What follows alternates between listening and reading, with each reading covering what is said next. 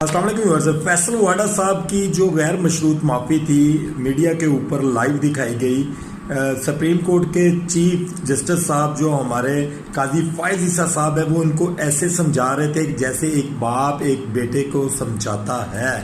और इसी तरीके से वो ऐसे आगे से रिएक्ट कर रहे थे। दोनों बोथ पार्टीज जो वहाँ पे खड़ी थी, एक्स MQM वाले और प्लस ये फैसल वाडा साहब, जैसे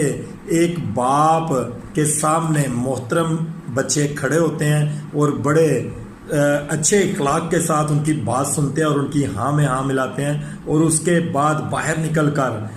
किबला रुख की तरफ नहीं किसी और रुख की तरफ सजदे किए गए। जनाब, जो माफ़ी नहीं मांगने वाले थे, जो माफ़ी नहीं देने वाले थे, माफ़ी देने वालों ने माफ़ी इस तरीके से दी कि देखने वाले दंग रह गए, और माफ़ी मांगने वालों ने माफ़ी इस तरीके से मांगी कि देखने वाले बिल्कुल ही दंग रह गए कि ये क्या चल रहा है भाई।